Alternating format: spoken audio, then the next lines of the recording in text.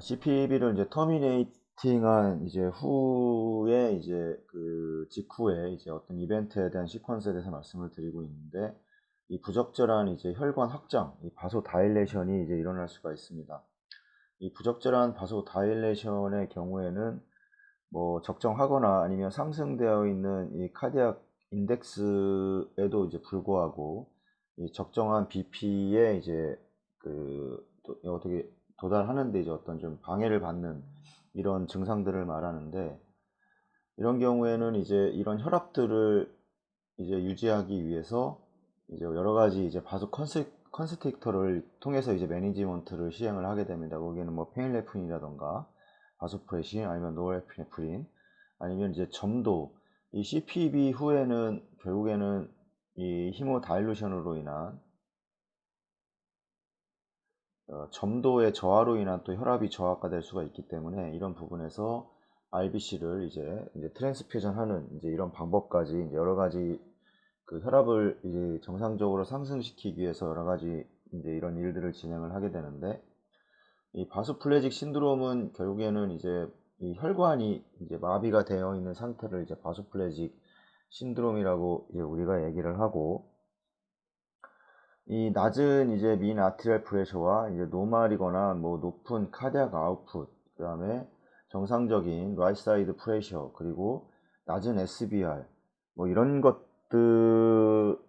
것들이 이제 어떤 약을 그 프레셔에 대한 어떤 압력을 올리는 이런 약제에 대한 어떤 세라피에서 어떤 이제 전혀 이제 반응하지 않는 이러한 상태를 이제 말합니다. 상당히 좀 심각한 상태를 이야기를 하는데, 이런 경우에는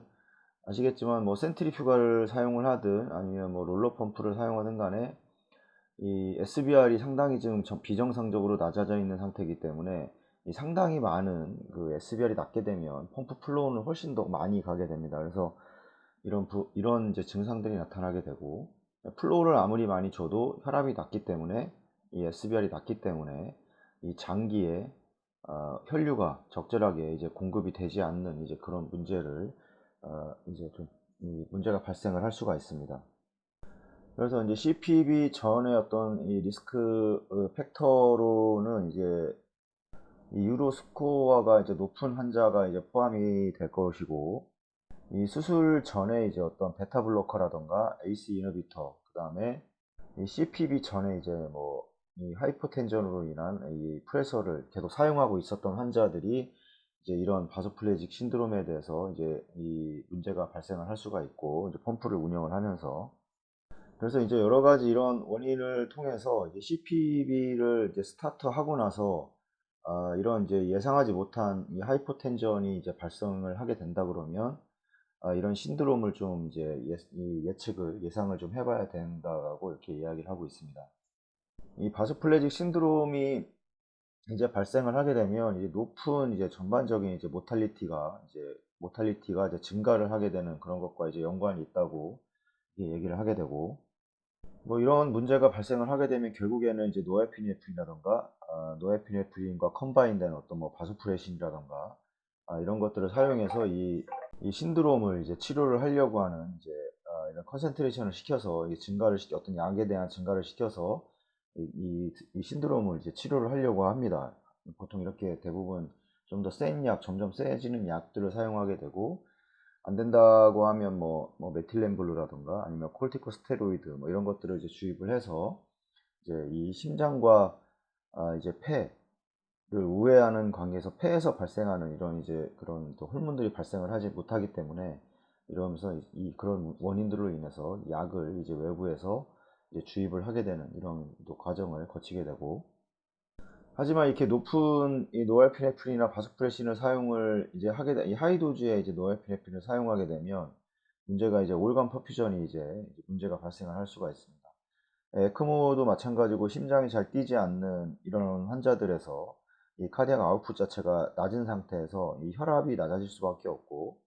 이 낮아진 이 혈압 상태에서 이제 노에피네프린을 많이 사용을 하게 되면 이 페리페럴 셧다운 자체가 발생을 하게 되고, 결국에는 이제 장기에 이 혈류가 이 공급이 되지 않기 때문에, 이제 이 장기 올간 퍼퓨전이 되지 않기 때문에 이 장기 부전에 빠지게 되는 이제 이런 또 결과를 가져오게 될 수 있습니다. 이런 케이스에서 아까 방금 전에 말씀드렸지만 어떤 그런 세라피로서 이제 메틸렌 블루를 이제 사용을 하게 되고 이제 어떤 이니비터를 사용하지 않는 이제 이런 그 메틸렌 블루를 이제 사용을 해서 이런 좀 해결을 하려고 어, 하게 되고, 이 메틸렌 블루의 경우에는 보통 뭐 킬로그램당 뭐 2mg 또 20분에 걸쳐서 이제 이렇게 해서 이제 환자에게 이제 주입을 하라고 이렇게 되어 있고, 이 메틸렌 블루는 이제 이 노모 아미노 옥시다자의 이제 어떤 이제 억제제입니다. 그래서 이 세로토닌 이 신드롬을 어떤 이 업테이크에 대한 이니비터이기 때문에 이제 세로토닌 신드롬을 이제 포함한 어떤 위험이 있기 때문에 이 선택적인 이제 세로토닌 업테이크 이니비터를 이제 복용하고 있는 어떤 이런 환자에서는 사용을 이제 투여해서는 안 된다고 이제 어떤 이렇게 얘기를 하고 있습니다.